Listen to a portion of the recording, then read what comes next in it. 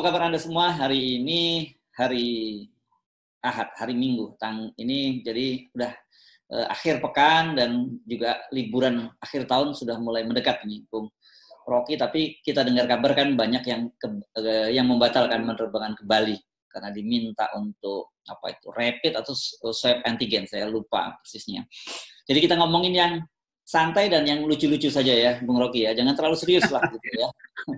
Oke, saya bikin lucunya saya bikin serius nanti. Oh, lucunya batal deh.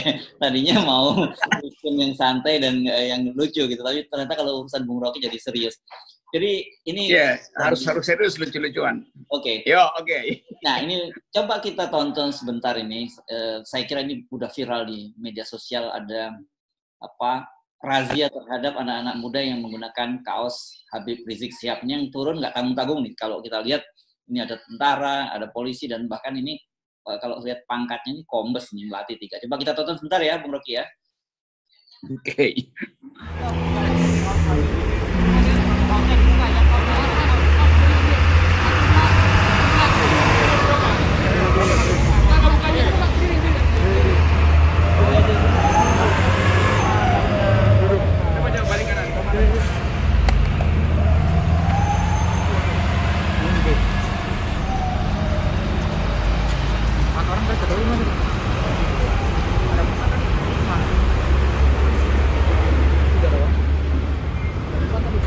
Siapa yang ngasih kaos? Hah? Maskernya pakai mana? Berapa orang yang diamankan maskernya? Maskernya pakai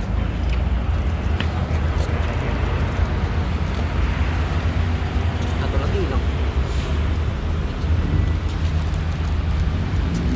Yang ngasih kaos siapa? Jawab. Hah?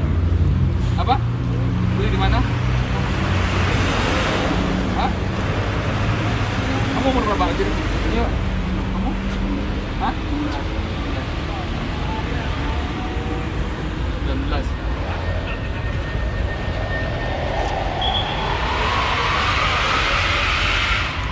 Handphonenya dicek. Coba. Intel ya?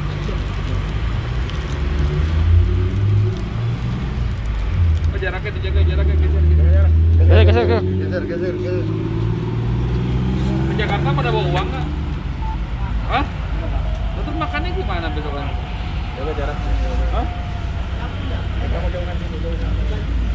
Puasa, mau puasa. Jauh. Ya duduk.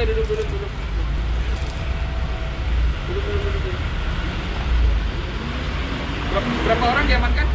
14 sudah.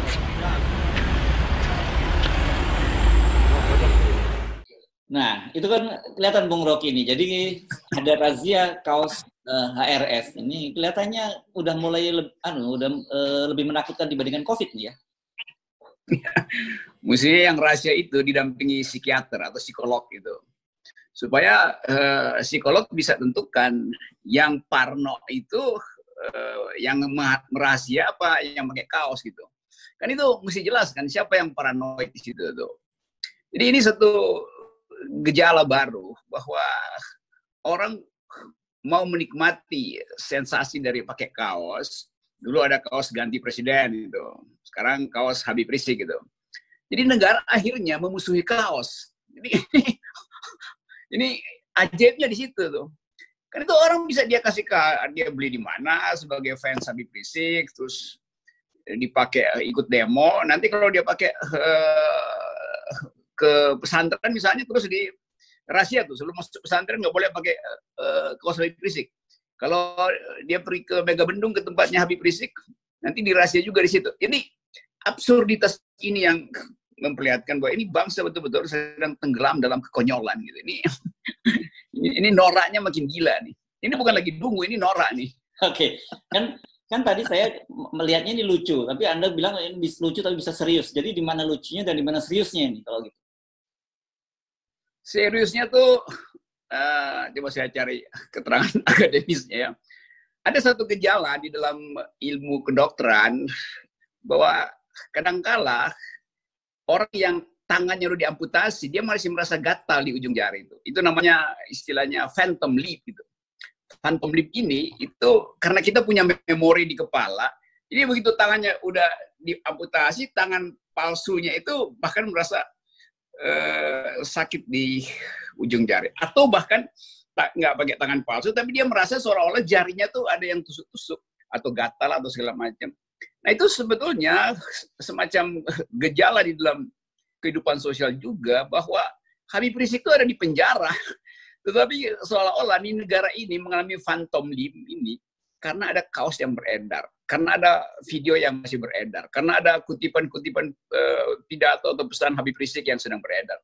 Itu sebetulnya yang terjadi nih. Ya karena itu mungkin perlu ada pendamping sakit jiwa atau psikiater khusus di istana supaya dibersihkanlah ini gejala-gejala phantom limb semacam ini.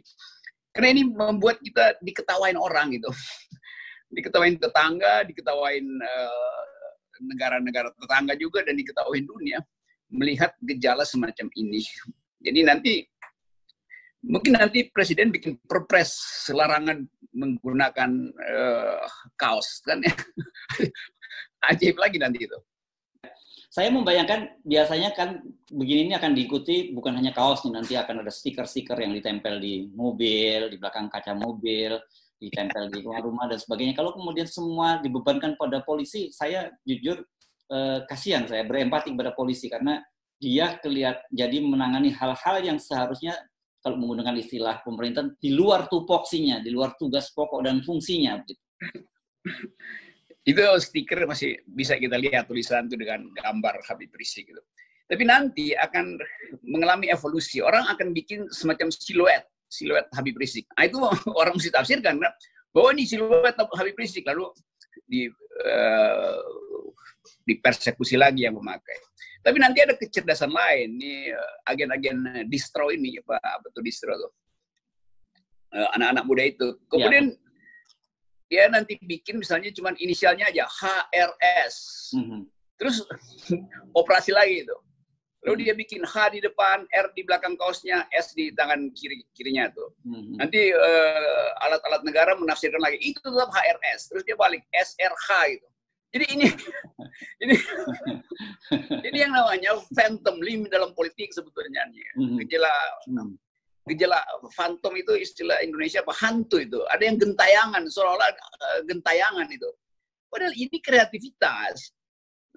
Sebetulnya bisa diproduksi banyak supaya UMKM bisa memproduksi kaos-kaos dengan tulisan HRS gitu kan. Kan itu pasti laku kan, menghidupkan ekonomi kan. Jadi kenapa nggak ambil bagian itu tuh? Mestinya pemerintah bilang silahkan produksi banyak-banyaknya, tapi jangan ke industri besar, nah biar HRS yang memproduksi, disablon lah kos-kos itu. Hidup ekonominya tuh. Betul. Ini acoknya di situ. Ya. Untuk kalau yang memakai saya, mungkin HRS, saya bisa berkilah bahwa itu inisial nama saya, itu Hersi Benaru. Nanti saya bikin HRG juga tuh. Saya bilang HRG. Oh, HRG. Apa itu? Habib Rocky Gerung. Haji Rocky Gerung tuh. Haji Rocky Gerung. Tapi nanti orang bilang, itu G-nya salah tulis tuh, mestinya S. Oh iya. Haji Rocky Sinting. Begitu-begituan kan. Oke, tapi kegilaan-kegilaan semacam ini, kita kelihatan mulai muncul kemarin kan kita membaca bagaimana seorang politisi dari PSI yang mengadukan Babe Haikal. Karena dalam pidato pemakaman Laskar, kenapa dia? Dia menyebutkan bahwa dia mimpi bertemu Rasul, gitu, mimpi bertemu dengan Nabi. Nah itu dianggap melakukan kebohongan publik. Ini kan, jadi orang sekarang mimpi juga nggak boleh atau bercerita tentang mimpinya agak perlu hati-hati Anda, gitu. Kecuali Anda udah nggak punya mimpi lagi. Ini. Itu kalau begitu nanti saya mau mimpi ketemu Marilyn Monroe gitu. Iya. Dia nggak ngerti itu siapa tuh Marilyn Monroe kan, jadi dia nggak bisa laporin biasanya.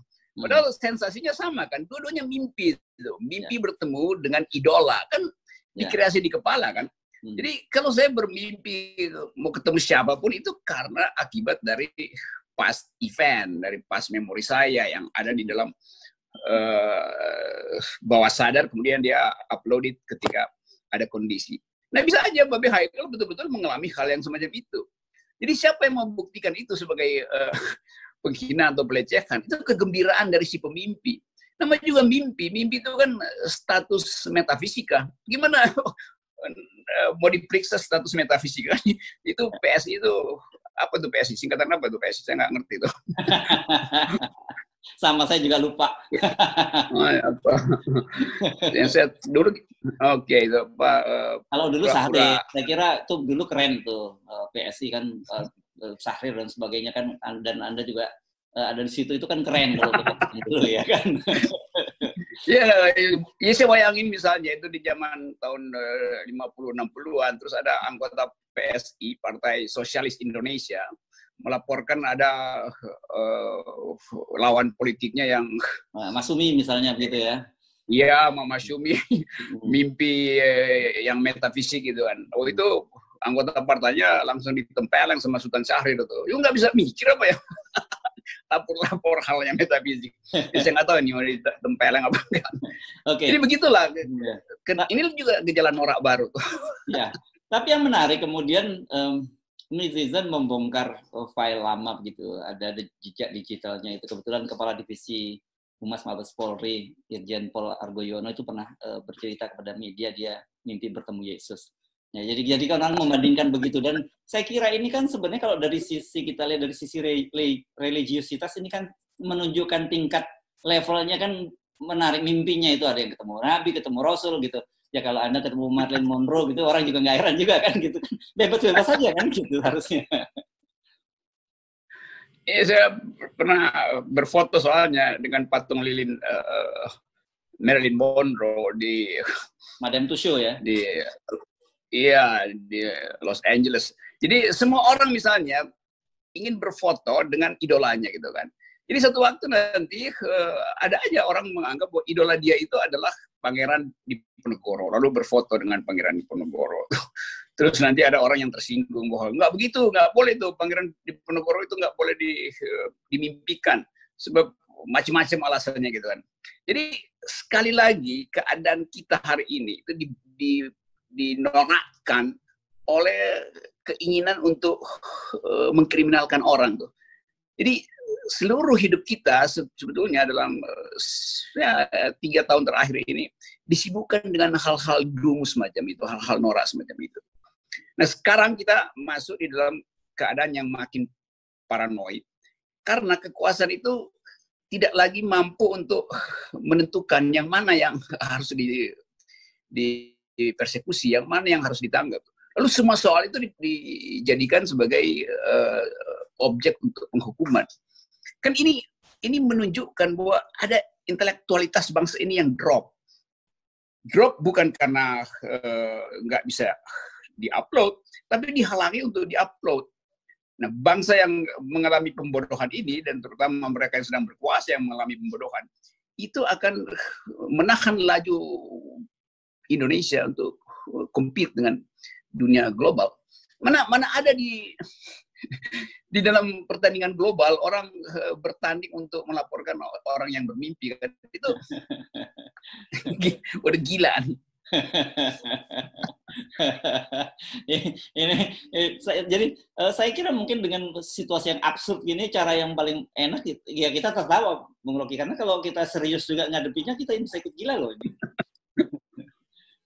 Yang saya bayangin bagaimana mungkin ya anggota partai yang ditrain untuk berpikir rasional lalu masuk dalam jebakan kedunguan, kan itu gila kan.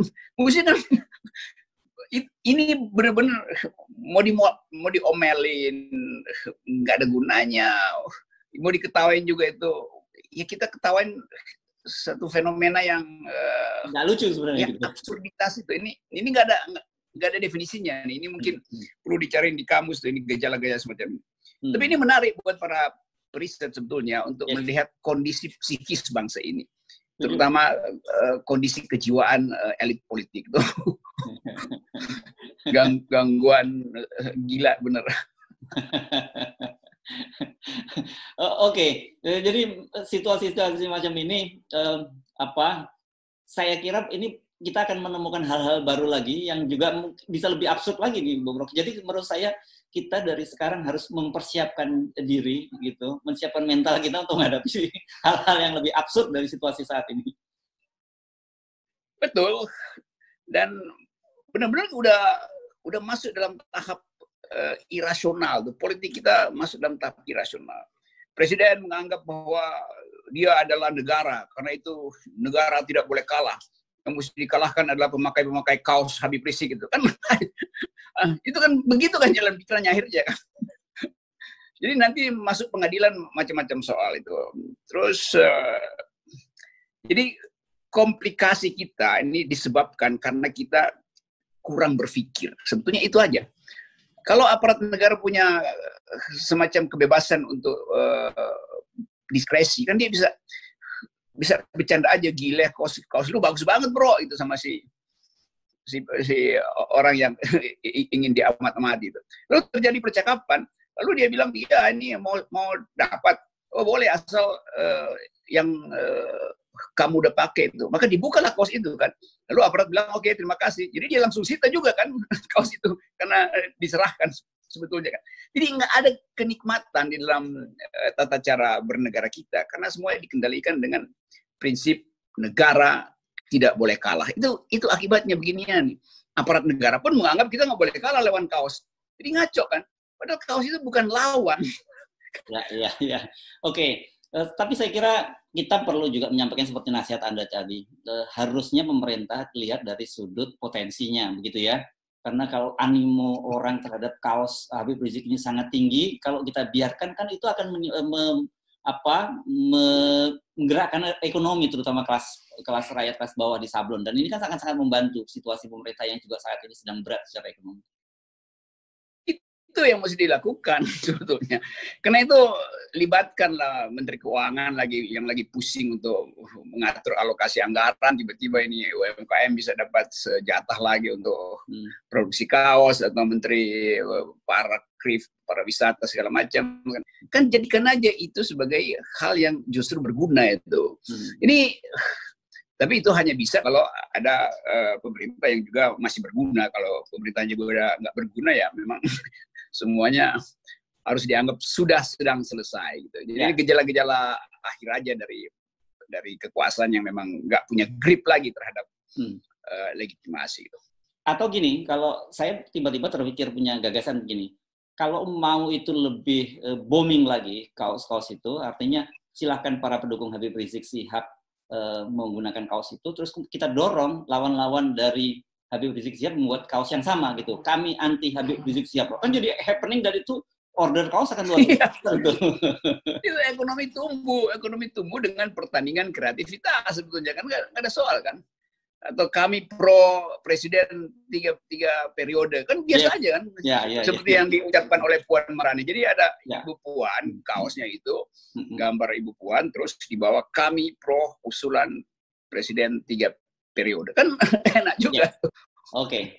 Saya kira pagi ini cukup konkret perbincangan kita. Ada beberapa rekomendasi yang perlu ditindaklanjuti oleh pemerintah, Bung Rocky, dan saya kira saya yakin kalau pemerintah dengar cukup mengapresiasi gagasan Anda pagi ini, Bung Rocky. Mudah-mudahan. Iya nih, ini kalau saya ini masih kosong, nanti saya mau tulis aja nih HRS itu.